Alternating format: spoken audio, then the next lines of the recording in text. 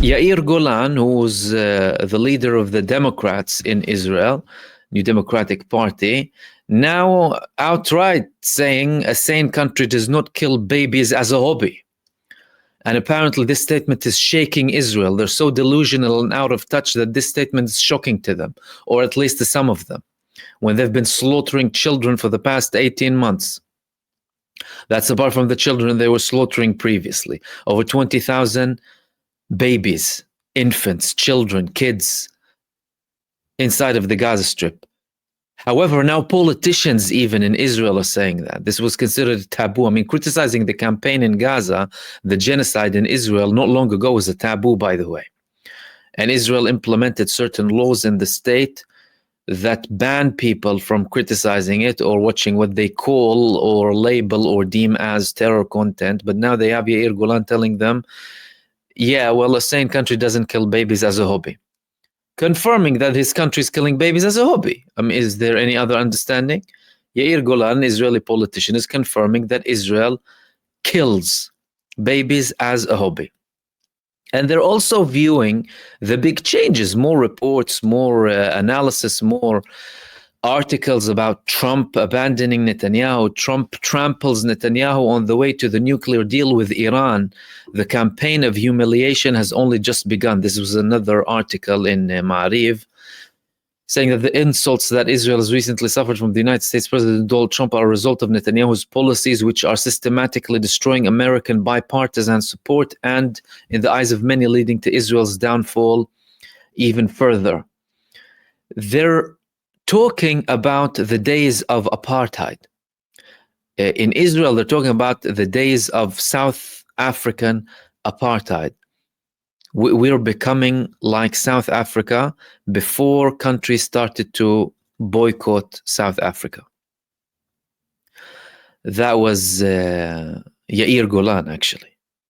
Said Israel is on the way of becoming a designated state among the nations, the South Africa of old, if it does not return to be run as a sane state. I mean, that's arguable here, but you get the point. They're saying that we might have a South African case if we continue down this path. So all of this is happening. All of this is real. It's not like imaginary. There are tensions. There are certain moves. There are statements happening. There are, well, canceled visits. There's pressure. And there's also criticism. The criticism now is coming from Qatar. Qatar is a key country in the negotiations, of course. Qatar has been mediating for a very long time, and the leaders of the Palestinian movements are in Qatar. Now, one of the main Qatari figures in the negotiations, the Prime Minister Mohammed bin Abdul Rahman Al Thani, he's slamming Israel directly. He's criticizing Israel and saying that what they're doing is irresponsible, which limits any chance of peace. Usually, he made statements before about certain sides delaying the prospect of a ceasefire because of political reasons, according to him, without naming Benjamin Netanyahu. But now he's outright saying that at a very sensitive period, when this condemnation is coming from European countries, and when they are also applying pressure on Israel. So does that mean that that's it? No more negotiations, and now we need to take action? Someone needs to take action? Well, according to different sources, they're saying that this move coming from Al Thani is actually a move to try and apply pressure on Israel. There was this report here in MAN, which is a Palestinian news agency. Negotiations in Qatar are ongoing and the possibility of reaching an agreement remains. Qatari's prime minister's pessimistic statements regarding the stalled negotiations fall within the framework of political pressure on the concerned parties. There is no concerned parties. It's Israel. It's Netanyahu who is actually delaying everything. Now, according to them, they're going to continue and talk, and there's still some sort of hope for ceasefire talks. But, you know, the Qataris and some countries are also applying pressure to try and see if that makes a change. Is it going to make any difference? I mean, the talks about pressuring Israel to allow aid, Israel confirming that by the words of its foreign minister, show that, well, it pushes something to happen, but not to the adequate level, not to the level that is required for the people to have what they need inside of the Gaza Strip. And Benjamin Netanyahu has repeatedly done that before. I mean, what are they, insane? Are they incompetent, the leaders? Are they playing as if they don't know or don't understand? You have a war criminal. You have a war criminal. You allowed a war criminal to conduct a genocide in Gaza. You still allow him to conduct a genocide. Donald Trump, talk about hypocrisy. He was licking his boots basically in his first visit to the United States, moving his seat and oh yeah, welcome and everything. When he was a wanted war criminal, as he still is now, and Trump was threatening the ISIS, this is what you get when you don't comply with international law. This is what you get when you don't take concrete measures against war criminals. They become more and more arrogant and more psychopathic, and they continue to do what they want to do. Well, are we going to pretend like this is now all? No. You should have taken action against this man before to stop him from his barbaric genocide and stop the state of Israel completely. Dismantle apartheid in Israel. That's it. This is what you need to do. Don't talk to him about a Palestinian state here and there and two state. Dismantle the country, dismantle apartheid, Zionism, make it illegal, and then implement a one-state solution, simple, with equal human rights. It's very, very straightforward, but they like to make it appear as if it's too complicated. And oh, it's too complicated, it's difficult. No, it's not difficult to understand. It's not complicated. It's the most straightforward conflict on earth. You have a country ruling with religious and ethnic supremacy through terror and expulsion and genocide. And you have people who have been oppressed for the past century. Very simple. Dismantle apartheid and implement equal rights. Very simple, very straightforward. Now, the people who don't buy into this talking and you know, we told them you need to, and we condemn their actions now, are of course Yemen. Yemen now are escalating, and they are declaring that we are now having a siege on the Haifa port. So Ansarullah had this declaration. Armed forces announced a naval blockade on the port of Haifa and war companies against its presence there.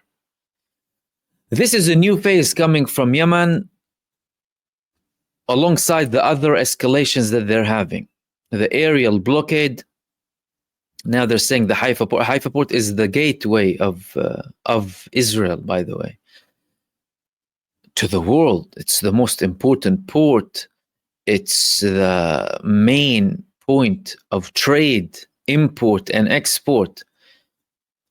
Any significant attacks, and if there's an actual blockade on it, Israel gets totally roasted. It's going to have severe measures. I mean, Ansarullah in Yemen, they already led the Eilat port to declare bankruptcy, but now this is another escalation coming from Yemen. They also had one of the Yemeni organizations called the Humanitarian Operations Coordination Center. They issued a statement saying that the maritime navigation prohibition to and from the port of Haifa has been officially imposed. And they're warning everyone, don't go there, you'll be in trouble. Why is Yemen doing that? Is it because Yemen understands something that the rest of the Western establishments pretend like they don't understand, or the rest of the Arab countries pretend like they don't understand? Probably, yeah, which is you're dealing with something problematic with its root, from its roots. You're talking about a violent entity based on violence, established on violence and racism and supremacy and terror. They were only pretending to be different at some points previously in history. Their sponsors in Western establishments were playing ball with them through intimidation, manipulation, distortion. Yemen, from their perspective, are saying, no, we are going to escalate because this is how you deal with them. This is the conclusion that any sane nation should have reached from a very long time ago. Countries that only survive, live, and operate by force and by terror need to be met with something that will stop them. No, not just telling them to stop. I mean, many countries didn't even use any sort of financial leverage. They're talking about sanctions now. Western establishments, the United States and NATO, they moved and they waged wars against nations and countries just because they thought there was a small humanitarian breach here and there. Yet they're blind, or pretend to be blind, when the victims are Palestinian. Is it going to change at one point? Not sure, but Yemen is not waiting. Why is Yemen not waiting too, by the way? You see, Yemen understands that this is intended to kill not only the people in Palestine, it's intended to kill their spirit. And now, thankfully, we have more ministers in Israel, government ministers, you know. One of them was Amichai Eliyahu, the same man who threatened to nuke Gaza before. This is what he told the Israeli Broadcasting Authority today. The blockade of Gaza aims to break the spirit of its residents in order to pressure Hamas, which is holding the kidnapped. That was according to Amichai Eliyahu. In case you don't know this guy, here's how he looks like. That's Amichai Eliyahu. So he is outright saying we want to break the spirit of the Palestinian people. And that's something so important that we've constantly been talking about. And their psychological warfare, and the fact that they want to break the spirit of not only the Palestinians, but everyone who supports them too throughout this barbarism. Yet they fail, like they have failed before. And any future attempts will fail too. It's not the first time he says that, by the way. He said that before. This was one of his previous reports here. Israeli minister government must find a way to encourage Palestinians to leave Gaza and break their spirit.